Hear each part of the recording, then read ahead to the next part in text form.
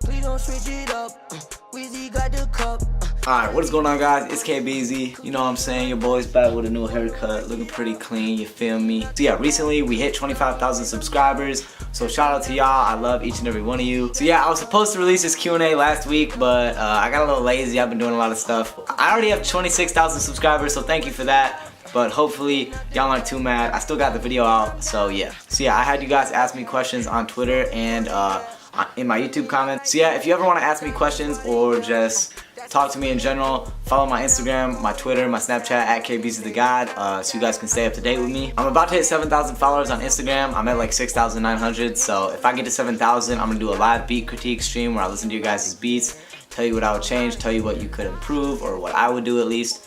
And yeah. Alright, so the first question is from Alonzo or Royal Child, and he said, what are some ways to get rappers emails or rappers engineers emails? I would just say, I mean, there's like lists that go around. Like if you know other producers, you'll find the big emails, but I wouldn't really even bother with those, to be honest, because a lot of those emails that are like on the big huge lists that everybody has at this point like are either full, outdated, and aren't checked anymore, or like there's really no point sending to them because I don't know, at least in my experience, if a rapper doesn't know who you are already, it's not really likely that they're gonna work with you. So at least for me, I sort of use my YouTube clout to get my Instagram followers up, and once I got my Instagram followers up, I just started connecting with other big producers, rappers, engineers, etc. So yeah, I would just say try to get your name out there, work hard. Yeah, and eventually your name will get around and you can start connecting with people. Alright, next question from Ibo Bakija. He said, in how many relationships did you get till today? I've never actually had a girlfriend, you know what I'm saying? I can't wipe no thought. No. I can't wipe no that. I can't wipe no that. Alright, next question from Josh or Junderwood. He said, are you ever going to sauce me up with your high-tech drum kit for free? And then G7 Beats underneath said he ain't gonna do that, bruh. Yeah, G7 was right, I'm not gonna do that, bro. Nah, but in all seriousness, I actually do give out free drum kits sometimes. Sometimes if I'm just in a good mood, I'll just go through my comments and pick somebody and ask them for their email and send them kits for free. So I don't know, you never know. Stay on the lookout, stay active, stay supporting, you never know what can happen. Alright, the next question is from Curly Fry. He said, I see a lot of people asking similar questions and I already know you make bank off of beats, kits, etc. and you could do it for a living. Do you plan on going to college? And if so, what are you going for? Yes, I am going to college. Even though I do make money off of YouTube and beats and kits and all that, I'm gonna still go to college. My parents want me to go to college. Even though I don't really like school and I feel like I've already found my passion, I still realize that it's important and I'm good at school. So most of my family has gone to the University of Notre Dame, but I feel like Notre Dame doesn't really have the best trap scene, if you know what I'm saying. So yeah, I'm trying to go to UCLA because I feel like I know a lot of people out there and I feel like I can go for my education and also connect with people out in LA. So I think UCLA is the best place for me. Alright, next question from Jose. He said, how do you sell your first beat? I know I was uploading beats like every single day for like months and then I got my first sale. So I don't know, sometimes it can be discouraging. I know people are gonna make fun of you when you're just starting out, and I know it's like, it's just that kid with a laptop, what is he even doing? But trust me, if you work hard enough and you just keep going, eventually you'll get your first sale. I know it can really be discouraging, especially when you're putting all the work in and you're not getting any sales, but I feel like everybody goes through that. Like, I mean, you just gotta think, even like Metro Boomin, there was a point in time when he hadn't sold his first beat. So I would just say always upload beats, always network, always connect with people, and eventually the first sale will come. Alright, next question from Sampai Beats. He said, how can a fella get his first placements? I'm 13 and I'd love some great advice on how you get placements and how you got your first placement. Alright, well for me, when I was like really first started producing, my biggest influences were like DP Beats, Team 88, Metro, Southside, K-Swisha, Tarantino, you know, everybody. So yeah, since I like DP Beats so much, I actually had made a tutorial how to make a DP Beats type beat. So yeah, I uploaded a tutorial like how DP Beats produces for Uzi or something like that. And then one day on Instagram, like all my followers were messaging me like, oh bro, DP was watching your tutorial, go look at his Snapchat story, he's watching your tutorials. So then I found DP's Snapchat, I added him, I watched his story, and he was like watching my story and he's like, oh, this kid is funny, like he's good for his age, etc. So yeah, actually the funny part about that is I had DM'd him in like June of 2017, so like a year ago, asking him to collab because I didn't know how it worked. Like obviously DP Beats was not gonna answer me, but I had just DM'd him because I loved his beats and you know I was a noob, so I was like, alright, let's collab. So yeah, fast forward to the night I saw him watching my tutorials, I DM'd him again. I was like, yo, I'm the kid from the tutorials, I saw your Snap story. And then he told me to send the FLPs, we started working, and then like probably like a few weeks later he told me he got Keith on one of the collabs. And then fast forward a few more months later, the song came out, and then I got my first placement with Chief Keef. So yeah, that was how I got my first one. So yeah, shout out to DP for giving me my first placement. I gotta say that was like the dopest moment when the song dropped. It was dope for me. So yeah, that's how I got my first placement. That's gonna be like hard to replicate because that's like a really like, just the odds of that happening are so small. But I would just say if you grind and you keep grinding, and you'll get noticed eventually, and your first placement will come. Alright, next question from Max B. He said, who's your favorite producer and rapper? I don't really have a favorite producer, like one favorite producer. I just have a list of like my favorite. I'm sure I'm gonna forget some people, but my favorite producers have got to be Team 88, Metro Boomin, DP Beats, Southside, K Swisha, Tarantino, DY, Nick Mira.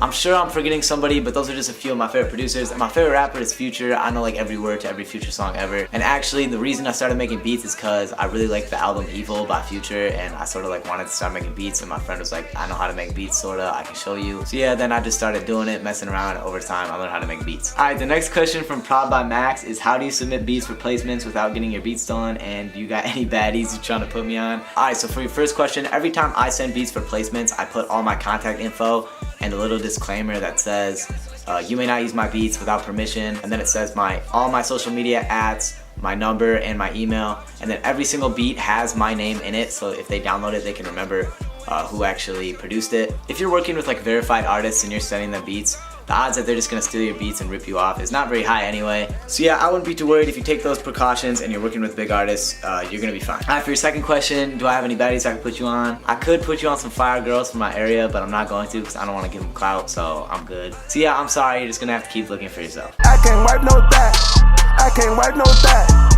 Alright, next question from Austin Ivers.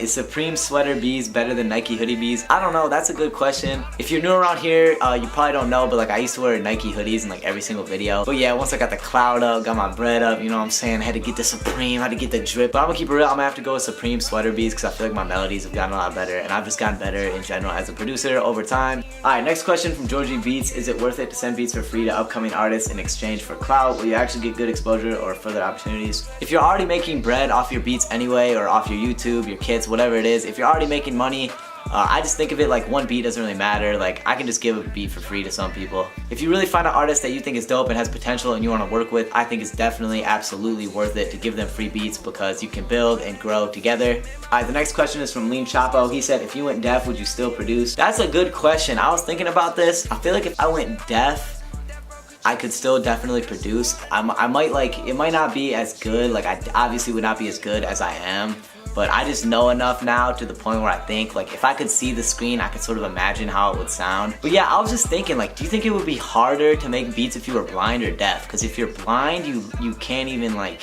see the screen, so like I don't know, you could use like an MPC or something, I don't know. Yeah, on the other hand, like if you can't even hear but you can only see, like you could use FL but then you can't even hear what you're making. So yeah, I don't know, I feel like I would produce no matter what, like even if I was blind, even if I was deaf, I would probably still produce. But I don't know though, like also if you're deaf, would it even be enjoyable to make beats? Because like, the whole point of making beats is like, I like music, like I love the sound of music. Like if you can't even hear it, like would it even be enjoyable anymore? I don't know, that's a good question. Let me know what y'all think because I really think that's an interesting question. Would you guys still make beats if you were blind or deaf? I don't know, I say that I would, but like, if that actually happened, I don't know, like would I? I don't know, maybe. That's a good question, bro. Alright, next question from Jake Patterson. Preset you use for the bells and I need more. I don't even remember and I don't really feel like walking over to my computer right now to look because it's over there. But yeah, I know it was in Electra and I'm pretty sure it was a stock sound, but yeah, I don't know. All I know is I made that beat in 7 minutes before I sent it to DP, so yeah, that was pretty dope.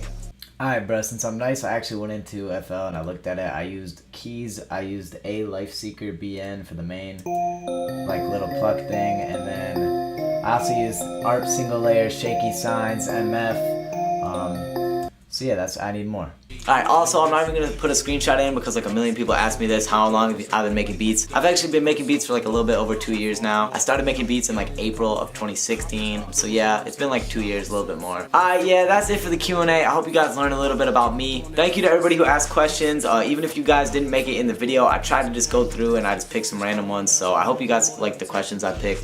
If you want any of the sounds I use or anything, the link's in the description. If you're new around here, make sure to subscribe and join the family. Also, go follow me on Instagram, Snapchat, and Twitter so you can stay up to date with me and I can stay up to date with you. Alright, but yeah, that's it for me. Hope y'all have a wonderful rest of your day or evening or night or morning or whatever time it is wherever you are in the world. And yeah, that's it for me. Have a great day. I love y'all. Peace. And the design exclusive. I need more. I need more. Big Doobie got me on Jupiter. I need more. I need more. Every nigga go do the